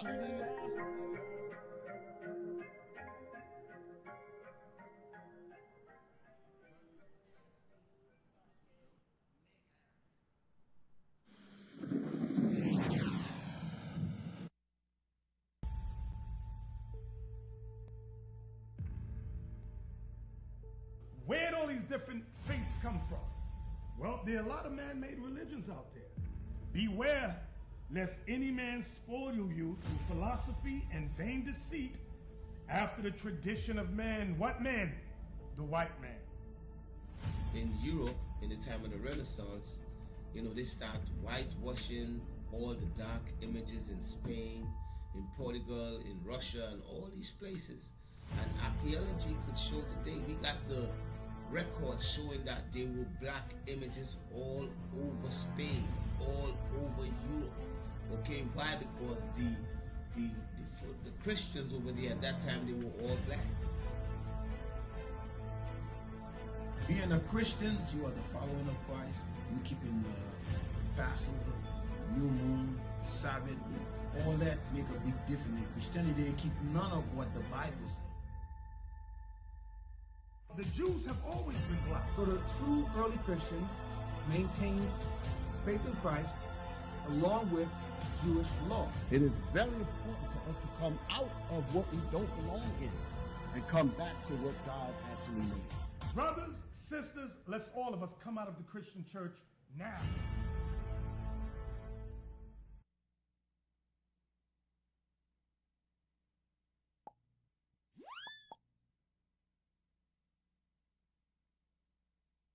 IUIC Boom Cards are fun, interactive digital activity quiz cards for children ages 2 through 10. Our Boom Cards offer an educational product that is the first of its kind. We have decks in English and Spanish, tailor-made for young Israelites to learn our history and commandments. You can use them in your homeschool classroom and after-school assignments, or even on the go. The intuitive, easy-to-maneuver digital learning features found on our Boom Cards are self-correcting, allowing children to learn without their parents' help. Anytime you have an internet connection, you can fill your child's idle time with profitable and true biblical teaching. You can access IUIC Boom Cards on any mobile device or computer at www.boomlearning.com/author/IUIC.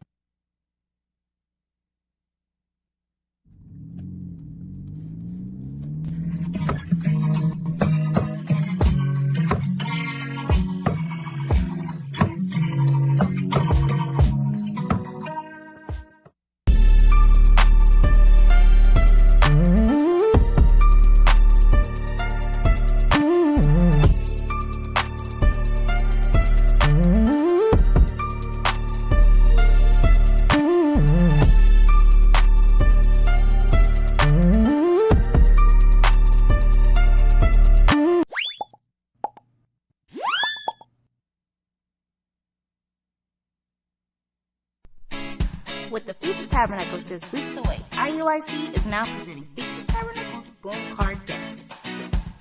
The perfect tool to teach your little prophets and princesses all about the Feast of Tabernacles. These Tabernacles Boom Card Decks are available in both English and Spanish.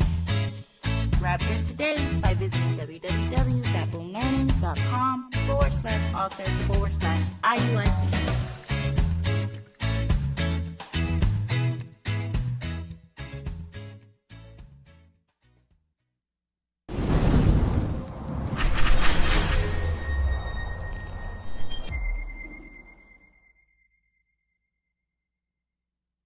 We have to go to the root. We have to go to the cause.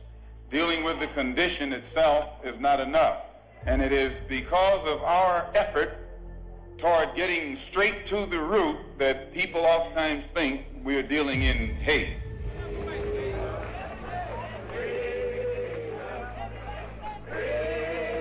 Brothers and sisters, for generations we've been a people living under the weight of oppression. From the days of Marcus Garvey's call for unity, to Martin Luther King's dream of freedom and equality, to Fred Hampton's unyielding fight. Hey, we are back, and you are tuned in the scripts reloaded. That's right. That's right. So we're going right back to where we left off. So we left off dealing with the history that was coming out with women, right? The things that our sisters need to know that put them in the spirits that they in now, right? But we're going to move forward now to look at some of the stuff that our sisters are doing because of the spirit that they were in there. Let's watch this video. Now, hey, first, before y'all hit play, this is gross. I'm just going to tell y'all straight up. This is gross. But this is actually happening with our sisters in an Arab country. Basically, these girls get ramped up, gang sex, where one girl is literally sleeping with either a whole family or one girl is really sleeping with like 5-6 different guys, at the same damn time. There's also a situation where all these men intentionally take laxatives, basically, and which, of course, laxatives which would enable them to be able to poop, basically. So what they do is they have a fetish where they poop on you as a girl, especially black girls. They poop on you. They pee on you. In some cases, they pee inside your mouth and make you feed on poop. So it's like, imagine a situation where you have 5 to 10 men defecating on you. This is on your body. That's enough. Y'all got the point. So in Dubai, in Arabia, what do they call it? The UAE, United Arab Emirates. This is happening with our sisters. Now, don't get it twisted. These are not women that are forced to do it. These are women that work in what we call the sex industry. These are strippers. These are OnlyFans females. These are women that are actual adult film actresses, models, various ones that are going to Dubai because let's look into it real. Hey, I just sent something. I want to first let's look up what this is called when they're doing this because it has a word attached to it. I just sent it to the group. It's at the very bottom. If y'all can pull that up. I heard an Edomite recently on a podcast say he's like, you think Rich over here. He said when you go over there to Dubai, he said you really see them with money over there. So maybe I said, like you said, they selling themselves as merchandise. They hear about the money that they got over there. Like, oh, okay, go over there. They like black women, thinking they just gonna go over there for the normal. But So the what this stuff is called coprophilia. Coprophilia. All right. So let's read this. Coprophilia, marked interest in excrement. Excrement. That's what comes out of your bowels. Especially the use of feces or filth for sexual excitement. Now, what do you think Sukihana is pushing? Oh, yeah, the booty hole. That's the booty hole brown sister. No, that's Sexy Red. Oh, damn. Sukihana is the one that's talking about eating it, though. Tomato, huh? Yes. Damn. This is what they're pushing on our sisters. But again, let's think back to the history that we just read. They felt good if a man just showed them any amount of attention, so they were willing to do whatever he wanted them to do back then under the Turkish slavery, under the Arabs. Well, guess what? The Arabs are still doing it to our Still sisters. doing it to our sisters to this day. Yeah. Still doing it to this day. They was forcing it then, but now they say, oh, they like that money. Yes. Well, you got to think. Give them some crumbs. To them, they got big money out there. Right. So a couple like $50,000 or something like that, that's crumbs to them. Right. You got to think our people now slaves for the money. We slave for the money. Yep. That's what it is, for that bag. I wish we could look up, because I guarantee you could find somewhere that it shows how to pay, but I'm not going to look it up because some crazy stuff will pop up on the screen, and that's the last thing we want. Right. So, but this is what it's called. It's called coprophilia. So this is a very real thing, sisters, that people are doing. What did y'all blow up? Yeah, now we ain't gonna do a search for that, bro. And that's crazy because obviously when they're in that industry, like you said, they call it the sex industry, whether it be OnlyFans or strippers or prostitution, that those are the conversations that they have about, like, oh, I'm trying to pick up a few more hours, like it's a regular ass job. I'm trying to pick up a few more hours. What can I do? And somebody knows, oh, I've got a client that's in Dubai. Yes. I go over here, I do this and this and that. And I'm sure some of them be like, hey, he do this to me, I gotta eat some shit. But it's worth the 60,000, 80,000, and that's what they getting for it. They give you time and a half. Yeah, they getting 60 and 80,000 to do this, bro. To do this, slay queen or something like that. Huh? And they call like slay queens, the ones from Africa, that are going. They call themselves slay queens. So the amount of money that they're making is enough for you to live off of, for a year. Now imagine a girl from Nigeria going over there, getting paid, that type of money. She go back to Nigeria, bro. She rich for years, for a long time with that, right? So now let's jump down to let's bring out number 10. Go to story number 10. So, yeah. What in the world? So, this is a video. Yeah, go ahead. Kevin Gates spits in the mouth of a pregnant lady during a live show. This is attached to the exact same act. Is anything that is enticing in that manner, but it's all types of filth. In this case, they also spit. As a matter of fact, Shahrazad Ali, the interview that she just did, she was saying we need to learn how to cast this down. Guess what? The Israelites gonna cast it down. That's right. We gonna cast it down. So this Negro does semen retention, but don't do saliva retention. Man, goodness gracious. Right. Goodness gracious. Now, here's what's crazy. Did I put the picture in here at all, y'all? I didn't put the picture in there, did I? We're gonna find a picture. Play the video real quick. He's gonna show him doing it. Yeah, it ain't gonna be okay. Right here. Pause. So you can see she's pregnant. Look at the baby bump.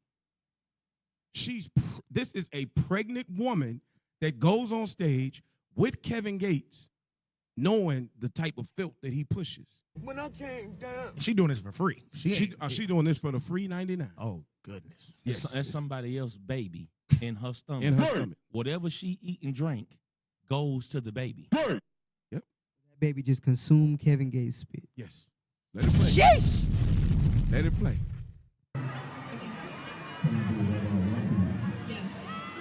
He said, will you do whatever I want you to do? She said, yes. Now, again, think back to what we read, the level of degradation that our women have fallen to.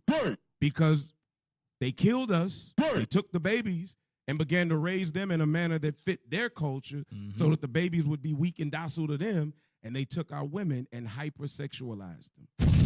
And then you remember how I said in the book where it said that the Eastern, you would think that the people of Europe would say, nah, let's come handle this. Yes. But it was done on their permission. Look at the channel, Yes. Vlad TV. Vlad TV, Amalek. Yeah, profiting off of it. Yes. Let it play.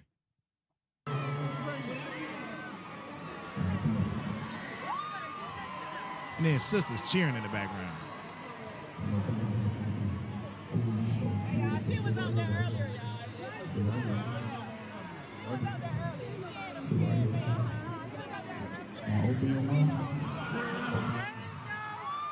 Listen to the women screaming. Open your mouth. Stick your tongue out. Goodness. Bruh. That's the same thing old boy did at the church. Yeah. What's his name? Michael Todd. I was Michael thinking about you in the spirit like a mug, bro. These niggas, Bruh. You got the rappers and the so-called preachers today doing the same thing. Same thing. Ain't no difference in them at all. Give me that. Give me Leviticus 20:6. Oh, goodness. Because what are the righteous people of God supposed to be? And this scripture is going into the other nations, right? But when our people aren't keeping the commandments of God, are they counted for the fold or are they counted as strangers? They are the wicked. So the righteous are supposed to feel this same way about even those amongst the Israelites. Go ahead. The book of Leviticus, chapter 20 and verse 6. 26. Oh, sorry. 20 and 26. Oh, my bad. Leviticus 20 and verse 26. And ye shall be holy unto me. God said that we, the Israelites, are supposed to be holy unto him. What does it mean to be holy? Read. For I, the Lord, am holy. Because God is holy. And have severed you from other people. And have done what? Severed you from other people. And I have cut you away from the other people. Revelations 18 and 4. Revelations 18 and 4. What did he mean, cut you away from the other people? Does that mean that we hop on ships and we leave America, or we hop on a spaceship and try to get up to the space stations on Mars and with all the Edomites? Let's see. Read that. The book of Revelation, chapter 18 and verse 4. And I have heard another voice from heaven saying, come out of her, my people, that ye be not partakers of her sins. That's what he means, that he severed us from other people. Why? Because we would have to leave earth to leave all of this that's going on. We'd have to die and not be here. Fornication and all the rest of this is going to be around us. But you are not supposed to be pregnant at a Kevin Gates concert on stage, letting this man spit his saliva into your mouth while your baby intakes that saliva. Bro, we in the age of COVID. She tripping. You know what, though? You said it earlier about all the sisters screaming and supporting her. The black woman's worst enemy is her echo chamber. Man. You got a lot of sisters that will push and, yeah, girl, and you go, sis, and will make them feel comfortable in the filth that they do. Yep. That's why we need to get back to holding one another accountable. But then if you do that, oh, no, you a hater. Oh, no, you can't have an opinion. Oh, you can't tell me this, you can't tell me that. The Bible says a righteous man will direct his friendship aright. That's right. If you got somebody in your friend group that's doing something that's out of order, it's your job as a righteous friend to say, hey, that ain't a good look. You shouldn't be moving like that. You shouldn't be doing that. And if you're going to keep doing that, then I ain't dealing with you. His mama ain't going to say, but look what your mama would say if she saw you spitting up in some woman's mouth. Like, what the hell? Did I not raise you right? What the hell? You don't think that, you think she went to this concert by herself, bro? No. In my whole life, I've never seen females go to a concert solo dolo. Yeah. I've seen some brothers do it. A brother will pull up at a concert. Well, we'll do anything solo dolo. Yeah. If you got a nice car, you won't put no tint on your windows. You'll turn all your dome lights in your car just to cruise by. And by yourself. Right. I never seen women do it. So she ain't at this concert by herself. So you don't think her homegirls would think to say, girl, don't go do, girl, that's Kevin Gates. You don't know what he about to do. Girl, you got a baby in your stomach. Right. Then look at the picture. Look how her hand is. What woman shakes a man's hand like that? Right. That's not a womanly handshake. She masculine as hell. She masculine as hell. Yep. Women that shake men's hand, they do it like they kind of put their hand inside the man's hand. Yeah. Not come up in them like. She said, how you doing, sir? Put it there, partner. Right. Put it there. How you doing, sir? Pleased to meet you. Let's say, put it there. He said, nice to meet you, sister. This is crazy, y'all. This is mess. So let's go to the next one. The next one is going to be a shocker. It's as gross, but it's not as gross. So and who would want a woman after that? You know what I mean? Right. Even if the guy that got her pregnant, if he decided, like, you know, she's straightened up, I'm going to go on and marry her. But after seeing this, she's like, man, this is crap. Think about it, your though. baby mama, bro, that Kevin Gates had on set, that's done for. Right. If she's pregnant and is willing on national TV to have Kevin Gates spit in her mouth, what is she doing when that baby drops and when it ain't no cameras on? Right. So that's what any brother should think. Nah, I'm not dealing with her because you did this in open view. Right. We all know we do the worst things happen behind closed doors. Right. She doing way worse behind the scenes. Right. So this next one. Yeah, this is just as gross. Just let it play. This is just as gross. Y'all pipe down in them comments before I sick him on you. Nah, say something. I'll cash app him right now. Yeah. Yep. That is not a him. That's a woman? That's a woman. That's a woman. For real? That is a her. Stop it. That is not a him. Look at the That's cranium. Mike Tyson's daughter. Nah, you for real? Oh, Nigga, please. Look at This the is cranium. not. Yes, this is not a him. Are you sure that's a woman? Yes. That's a woman, man. This is a her. Conehead. Women can't. Women can't be built. Look. What you talking about? Hey, find a picture of a female bodybuilder of an extreme weightlifter, a female. They be taking testosterone and steroids and all type of stuff. With an athletic bra on. Yeah, they doing mammary surgeries to pull. Yeah. Bro, this is a whole woman. She like a strong safety. With an extra large helmet. Hey, can y'all pull it up? Y'all pull up. These brothers want to go back to the Kevin Gates getting. Yeah, you know, right. what's wrong with Why y'all y'all brothers in went the back, back man? here, man? Yeah. Some of them brothers, never mind. Bruh. Hit images. They in the spirit AV. Kevin Gates. Stay in the spirit. Look, this big one. No. The black chick with the hands on the hips. This big one. Yeah, right. Pause. Bruh. With the look, go down to that, over to the right. Now to the right, down. Why you go up to the right? Right there. There you go.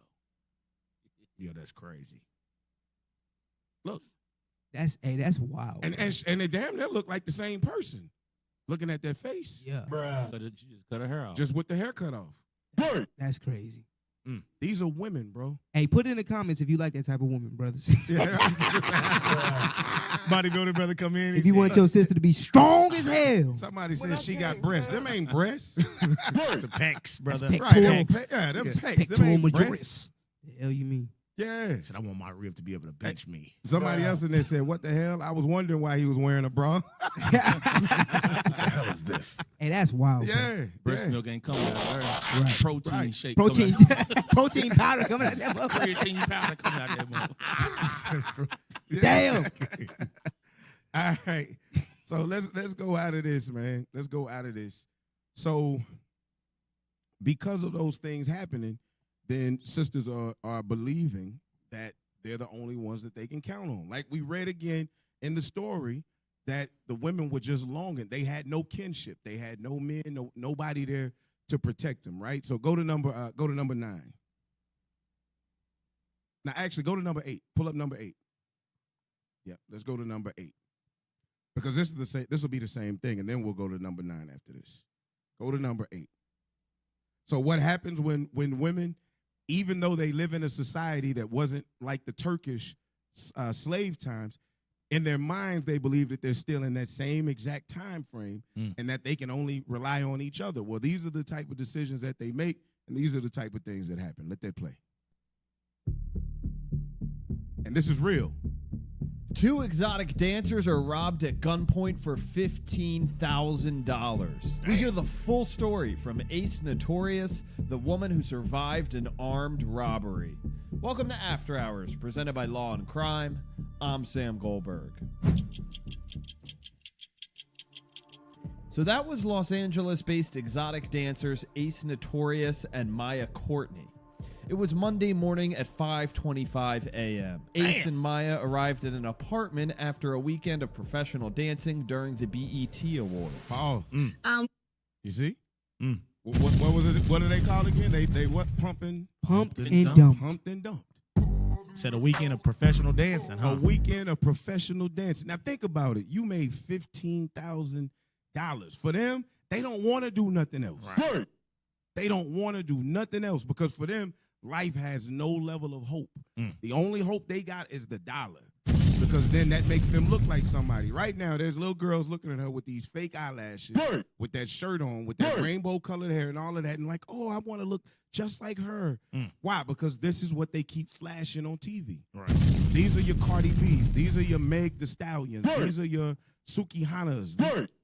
They make whole culture look good and enticing to these little girls. Yeah. And so these little girls take on that exact same spirit. And shame on you, parents, if you let this be what your kids is watching the majority of their day. Right. Hey, stay in the comments while and somebody said this is the circle of life. They just taking their money back that they spent on OnlyFans. Dang. Say, hey, you ain't giving my receipt. Dang. That's crazy. Hey, listen, we got to have a disclaimer, though, because you know how people be, they getting their emotions. Right. We are not advocating for no brothers to rob sisters at gunpoint. We're not advocating for that. All we are telling you is, sisters, these are the consequences that come with your actions. Right. You have to realize that certain actions come with a reaction. Right. We can't hope and pray that everybody understands common sense and morality. Right. So you got to be prepared to deal with what comes with the lifestyle that you live. Right. So just like when up in the strip club, because before I came in the truth, I was a nigga too. Right. Believe that. I was. So in the strip club, majority of the dudes that's in the strip club, thugs, gangbangers, drug dealers. Right. Say it ain't so. It ain't scholars up in there? Nah, not. Well, yeah, some scholars. Scholars up in there too. Dang. I'm gonna say the wickedness is in there. Yeah. Like that. So now, those same ones that was throwing their money at you, they like, damn. I got twerked on or whatever the case may be. Yep. But I got to get their money back. So they know who they done threw that money at. So now they waiting on you in the parking lot to leave, and they follow you home. Right. That's in the scriptures. Wow. Where it said they what's it in Exodus? Let's get it real quick. Exodus. What it say? What it say? Yeah. 20 something. Put it in the purse. Mm-hmm. Somebody got it. Hold on. Yeah. But anyway, yeah, just putting yourself out there like it, you got to understand, you setting yourself up to be robbed. These people know what you look like. They sitting outside the building waiting for you to come out and follow you to wherever your destination is, and they're going to run up on you. They know, okay, she's vulnerable. She's a woman. I'm going to run up on her. She ain't got nobody there to protect her. Mm-hmm. Let's get her. And if they up in there, they see, okay, they sitting there just like, oh, dang, she done made $2,000 in 30 minutes, the 30 minutes that I've been here. So they calculating up in their mind, this sister probably make $20,000 a night. That'll make a Negro wait for you at 5 o'clock. It said in the video, 5 o'clock in the morning. Negroes will rob you at any time if they think they finna come up on you. So the sisters got to get out of that lifestyle, for one. The thing that you think I'm building up my money. I just want to get to 150,000. Then 150,000 turn into 300,000. But meanwhile, you getting robbed. You putting your life on the line. It never ends. Why you looking? Say this real quick. To your point about you will get that 150,000, then you like, oh, I want to get to 300,000. Oh, I want to get to 500,000. Mm-hmm. It's kind of similar to how people go to the casino when they lose all their money. Right. Because you get that quick hit of that money, you like, oh, I'm up now. Let me get some more. Damn dopamine. There you go. That dopamine hit, and it never ends until you get assed all the way out and you left with nothing. Right. And that's 100% true. All right. Why we look for that? Let's finish this out. Worked from Sunday. We got off around 5, got home around 5:25 in the morning, and then that's when it basically happened. Two robbers confronted the dancers, demanding their nearly $15,000 in cash. Right when she was about to buzz us in, that's when we heard some guy run up and he said, yo, so that's how I looked so startled. I looked, and I'm like, what's going on? And then I don't even really think that in that moment I processed there was a gun to my face. In that situation, it's kind of like other girls would freak out, and us, it was kind of just like, okay, no. It just felt fake. It just felt like a movie. The thieves not only steal the dancers' weekend earnings, they take their phones and passports as well. Ace explained that the robbers were targeting the dancers for some time. So we ended up finding out afterwards that they followed us from the club, and the landlord was very cooperative when it came to giving us footage. So they also got, other people involved, and so that's how we was able to find out through the club's cameras that we was followed. Down $15,000 and the focal point of a viral video, Ace has a message for those who think this was a setup. We're pretty girls, right? So I feel like Maya was trying to give like the cute card, like, can I please just get my passport? And I was like, can I just get my phone? That's really what it was. That people were like, oh, you guys were laughing, you guys were smiling. Like, well, what do you really do in a situation when you got guns to your face and you're getting your belongings taken from you? What do you do? That right. I know Maya didn't. That's exactly what we were reading in the history, though. At this point, their beauty and all, that's all they have. They have nothing else to offer. And they don't want to learn nothing else. So nowadays they end up being tossed aside simply because they don't even want to learn nothing else. They don't even want to be taught multiple skills and levels of skills because they just, in their spirit, this pretty face in my body is enough to get me at least tossed to the side for a few dollars. And I can just keep getting tossed to the side. You know, JR tossed me to the side from the Giants. And then James will toss me aside from the Lakers. And then, you know what I mean? And that's what we see. This is constant. And then you were saying that sisters say that only sisters can look out for them. So there's not a older stripper that says, hey, listen, you're going to be making a lot of money. You need to have self-awareness. You need to have a security guard. You need to be looking over your shoulder.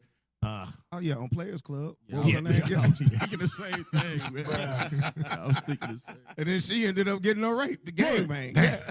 Hey, they was just together. They obviously didn't do too good at looking out for one another. At all. Let's go to number 9. You got $15,000 on you. You think, oh, God, Right. This is goofy. Yep, let's go to number 9. Let's pull it up because now let's see this same mentality. So we do see, you know, they run in 2 and 2s, but it's because this is the mentality that they have right here. See, they ain't even got enough common sense to wait till they get daylight outside. Right. That's crazy. Let it play, y'all. My relationship status is, it doesn't matter who I'm laid up with that night. I know that no one is going to invest more in keeping me alive than other Black women, even if I'm madly in love, head over heels, smitten, baby talking on the phone. I know as I walk through the world, no one is going to care more, do more, show up more consistently for me than other Black women. That's what I know for sure. It doesn't matter what. Lying. Why you always lying? Hey, go back to the book. Go back to that last page that we read in the book.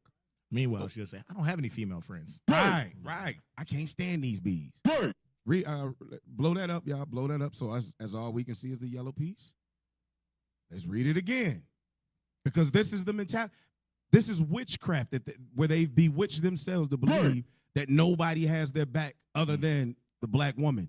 Well, if she been done the same way as you, what protection can she give you when the same thing was done to her? Right. Go ahead. The slave negress has no kith or kin. No kith or kin. She is without hope. That's what that sister is right there. She is 100% without hope. 100%. Go ahead. We know not for what distant shore she sighs as she looks across the sea. There are old associations sacred to her mind as the sound of Sabbath bells, if we only knew of them. So, but there is no path? But there is no path by which the wanderer may return to her own country. And there is no lot for her in the place of her imprisonment. There's no lot here in America for her. The place of her imprisonment. Go ahead. She is companionless and husbandless. There it is. She said it don't matter who you laid up with. That means she's okay jumping ride to ride because she don't believe that he gonna be able to do any more for her than lay ride to her. Wow. What is it? Ezekiel 23 and 30. Bishop has brought it out several times. I think it's Ezekiel 23. It's Ezekiel something about the horse. No, not 30. Start at 17. The book of Ezekiel, chapter 23 and verse 17. And the Babylonians came to her into the bed of her love. So America came into her bed of love. They enticed her. Go ahead. And they defiled her with their whoredom. And she was polluted with them, and her mind was alienated from them. And her mind was alienated. This woman's mind is an alienated mind. Go ahead. So she discovered her whoredoms and discovered her nakedness. Then my mind was alienated from her, like as my mind was alienated from her sister. Yet she multiplied her whoredoms in calling to remembrance the days of her youth. That's what they doing here. They calling to remembrance the days of their youth, meaning the times that were before them. Go ahead. Wherein she had played the harlot in the land of Egypt. For she doted upon their paramours, whose flesh is as the flesh of asses, and whose issue is like the issue of horses. There it is. Wow. There it is. That's what they doing. It don't matter who you lay with, she said. She know the only person that's going to be able to protect her is another woman that got ran through with her. Even if it's with a shitting Arab. Yeah. Damn. You know, these sisters is it's the mindset is simple. I was trying to find a clip. I can't find it. But I saw a video earlier this week where a man was talking about women's rights. A woman asked him, like, don't you think we should have women's rights? And he said the concept is futile. The reason why it's futile is because it takes men to fight for women's rights, because women have no way to enforce men to respect their rights. There you go. So it's like your point of saying, oh, the only people who are invested in keeping me alive are other black women. Black women don't have the power to enforce us to respect black women. If all black men on the planet just decided we just going to beat the hell out of, dog, kill all black women, and we're not advocating for that, y'all will be wiped out. Why? Because we are physically stronger than you. So you have no system in place, that unless the system that's ran by men, the legal system, to protect you. So evidently we do care about protecting you and keeping you alive, because we ain't wiped you off the daggone planet yet. Right. But that's the thing. They haven't come across men like us. They've been coming across niggas. Right. Because they themselves are niggas. The Bible say a wicked woman is given as a portion to a wicked man, right? Right, that's right. So watch this.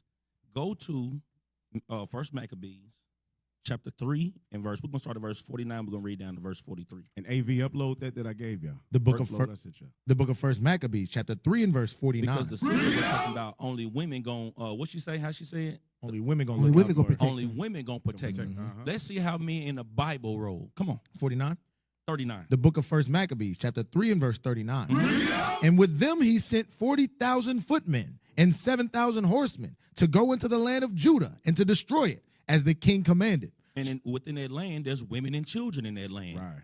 Read. So they went forth with all their power and came and pitched by Emmaus in the plain country. Read. And the merchants of the country, hearing the fame of them, took silver and gold very much with servants and came into the camp to buy the children of Israel for slaves. For who? For slaves. Just like we've been reading. And it's finna tell you who took money to buy the children of Israel for slaves. A power also of Syria and of the land of the Philistines. You had the Africans and you had the Arabs. Joined themselves unto them. That's right. Now when Judas and his brethren saw that miseries were multiplied. These are Israelite men, the black, Hispanic, and Native American men. Come on. And that the forces did encamp themselves in their borders. Read. For they knew how the king had given a commandment to destroy the people. Read. And utterly abolish them. They said one to another. The men said one to another, let us restore the decayed estate of our people. and that's where let the men restore the decayed estate of our people. And this is why we on this show today bringing this out, because we're trying to restore the black sister. We ain't here to tear you down. We're trying to restore you. We're trying to restore the Israelite nation. Come on, keep reading. And let us fight for our people. Read. And the sanctuary. You see that? And we out here to fight for our That's people. right. But we ain't fighting for hoes. That's right. That's right. We ain't fighting for them. That's right. So before we go, we only got a few minutes left. Let's touch some more history. Many of y'all now in the world have heard of this, and I see people even posting about it, online. But this is the making of a slave. This is the Willy Lynch letter. So we bringing it up to more modern times. All right, let's go with this. Let's make a slave. A brief discourse in offspring development will shed light on the key to sound economic principles. Pay little attention to the generation of original breaking, but concentrate on future generations. Concentrate on the future generations. Go ahead. Therefore, if you break the female mother, she will break the offspring in its early years of development, and when the offspring is old enough to work, she will deliver it up to you, for her normal female protective tendencies will have been lost in the original breaking process. There it is. This is up to more modern times. This is from the 1800s. So way back then, the Arabians were doing it, but the Edomite is the one that laid the blueprint for this thing. They did it hard and heavy, but the Edomite laid the blueprint for this thing. Go ahead. For example, take the case of the wild stud horse, a female horse and an already infant horse, and compare the breaking process with two nigger males in their natural state. A pregnant nigger woman with her infant offspring. Take the stud horse, break him for limited containment. Completely break the female horse until she becomes very gentle, whereas you or anybody can ride her in comfort. Damn. No pun intended. No pun intended. They riding that ass in comfort, all right. Yeah. Break the female horse, right? So when you break the female horse, you're breaking her away from her husband, away from her family, away from anybody that she has contact with, and you'll separate her, and then she's dependent upon the people that took her in as slaves, like the Arabs did. Yep. Breed the mare and the stud until you have the desired offspring. Then you can turn the stud to freedom until you need him again. Train the female horse whereby she will eat out of your hand, and she will in turn train the infant horse to eat out of your hand also. Damn. This is taking our woman from mothers to merchandise. Go ahead. When it comes to break the uncivilized nigga, use the same process, but vary in degree and step up the pressure so as to do a complete reversal of the mind. Damn.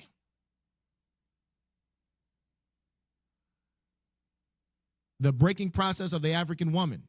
Then take the female and run a series of tests on her to see if she will submit to your desire willingly. Test her in every way because she is the most important factor for good economics. If she shows any sign of resistance in submitting completely to your will, do not hesitate to use the bullwhip on her to extract the last bit of bitch out of her. Take care not to kill her, for in doing so, you spoil good economics. When in complete submission, she will train her offspring in the early years to submit to labor when they become of age. This. Go ahead, Austin. Go ahead. Go ahead. No, listen. That stuff that worked then is still working now. Still working now. It's still working now. Yeah. So it allows our sisters, because now they slaves for money. They slaves for the bag. Willingly. Yes. So now they'll willingly let a man on stage in front of everybody spit in their mouth. But then they'll turn around and tell the young man, well, you a simp if you let this. Make sure you work hard to take care of your sister, take care of your mama, take care of your grandmama. Happy wife, happy life. Right. Goodness gracious. Let's go up. The woman is a goddess. Uh-huh. She's a queen. What the hell is this? Understanding is the best thing. Therefore, we shall go deeper into the area of the subject matter concerning what we have produced here in this breaking process of the female nigga. We have reverse relationships. In her natural uncivilized state, she would have a strong dependency on the uncivilized nigga male. Now, replace that word uncivilized with revolutionary. In her natural revolutionary state, she would have a strong dependency on the revolutionary nigga male. There it is. Back during the times of slavery, a lot of those women died trying to leave the plantation with their husband. They were willing to lay down their lives for him. They didn't want to stay there if he wasn't going to be there.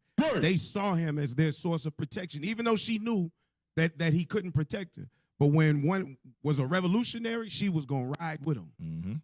And we saw the same thing in the 60s, in the civil rights movement. Those old women with the old men in Memphis that went on that strike and said that they would, that they wasn't going to take the trash. Those women said whatever our husbands needed us to do. Bishop did a class called 5 Types of Women That Won't Get Married. It's from a few years back. But watch the beginning stages of that, man. At first, part 1 and part 2, because it's broke down like in 5 parts. And watch what they say. It's this exact same thing. Go ahead. And she would have a limited protective tendency towards her independent male offspring and would raise the female offspring to be dependent like her. Nature had provided time with this balance. Hey, can I get something real quick? Or you want? Yeah, go ahead. Get Deuteronomy 28:48, but read the last part, the yoke of iron. Start there. The book of Deuteronomy, chapter 28 and verse 48. And he shall put a yoke of iron upon thy neck. Watch this. Until he have destroyed thee. That last part where it said nature had provided time with this balance. That's why slavery had to last so long. It said until he have destroyed thee. Because to your point, a lot of our sisters that was revolutionary was like, nah, I'm leaving the plantation with my man. I know he might not can do much for me, but I got that mind to be connected. You fast forward 50, 60, 70, 80 more years into slavery, and they lost that revolutionary mind. That yoke of iron was tight on their neck, and they was destroyed. And they said, you know what? I'm going to stay on this plantation with massa. I'm going to stay here where they giving me the food, and they taking care of me, and he can't protect me, and he can't do nothing. And now you lead up to the modern mindset of our women now, looking at us like we have no value to protect them or care for. Hey, jump to verse 30 real quick.